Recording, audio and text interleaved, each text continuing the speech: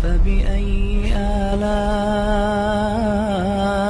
ربكما تكذبان. اور جتنے حلال کام ہیں ان میں سب سے ناپسند اللہ کو طلاق ہے. ابغض الحلال الطلاق. اور یہ یا ایھا النبی اذا طلقتم النساء میں یہ بہت خوبصورت اشارہ ہے. یہاں ایک دم التفات ہے، اس کو بلاغت میں التفات کہتے ہیں. یا ایھا النبی اذا طلقتم النساء، بات ایمان والوں سے ہو رہی ہے، شروع اللہ کے نبی سے کی جا رہی، اے میرے نبی. اور ایک دم جب تم اپنی بیویوں کو طلاق دینے لگو، تو یہ آپس میں عجیب سا لگتا ہے کہ بات اللہ اپنے نبی سے فرما رہے ہیں، پھر ایک دم ایمان والوں سے بات شروع فرما دیتے ہیں، اے نبی جب تم اپنی بیویوں کو طلاق دو. تو اس میں علماء نے یہ ایک خوبصورت اشارہ اس میں سمجھا ہے اور اس کو لکھا ہے کہ بات طلاق کی ہو رہی ہے تو اللہ اپنے نبی سے شروع فرما کر آپ کو سفارشی بنا رہے ہیں کہ آپ ان سے کہیں کہ یہ طلاق نہ دیں، اور اگر آپ یہ دینا ہی چاہتے ہیں تو طلقوہن لعدتہن واحصوا العدہ. تو پھر طلاق کو لڑائی کا اور نفرت کا اور آپس کی دشمنیوں کا سبب نہ بنایا جائے. یہ بھی ایک فطری چیز ہے، یہ بھی ایک اس کائنات کا لازمی حصہ ہے.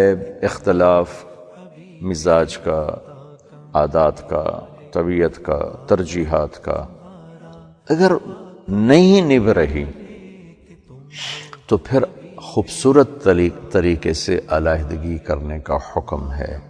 اسے لڑائی جھگڑا، دشمنیاں، قتل تک پہنچ جانا، یہ ہمارے دیس میں انتہائی ظلم، جہالت اور نادانی ہے. طلاق صحابہ میں بھی تھی، اللہ کے نبی نے بھی 2 نکاح فرمائے، رخصتی سے پہلے طلاق دے دی. آپ کے نکاح 13 ہیں، رخصتی 11 ہیں، 2 کو آپ نے خود طلاق دی. تمام بڑے صحابہ کی زندگی میں ملتا ہے.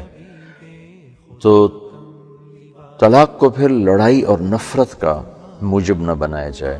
اور اگر نہیں دونوں میں نبھ رہی تو ہمارے ماحول میں بچی کو کہتے ہیں تو صبر کر، تو صبر کر، تو بس قربانی دے، قربانی دے. پھر یہ بھی نہیں کرنا چاہیے کہ سسک سسک کے مرنا یہ ظلم اور زیادتی ہے. بعض سسرال کا ظلم بے حد ہوتا ہے، سسرال کا نہیں ہوتا، خاوند سخت مزاج مل جاتا ہے اور اپنے مزاج میں تبدیلی لانے پر تیار نہیں، یا ویسے ہی ارادہ ہی کوئی نہیں ہے، تو پھر یوں اپنی بچیوں کو تڑپانا کہ بس تو صبر کر، پھر تمہارا تیری شادی کہاں ہوگی، کون رشتہ لینے آئے گا. پھر یہ بھی نہیں کرنا چاہیے، پھر جدائی ہو جانی چاہیے. ایسے ہی بعض اوقات لڑکی کے چند ایک واقعات ابھی میرے سامنے آئے ہیں.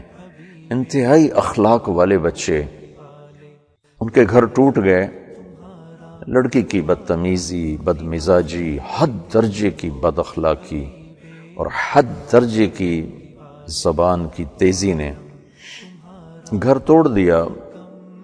اور میں جانتا ہوں ان بچوں کو، انتہائی اخلاق والے بچے، لیکن بے بس ہو گئے اور آخر علیحدگی ہونی پڑی. تو 100% اس میں بچی کی بدمزاجی اور بد اخلاقی.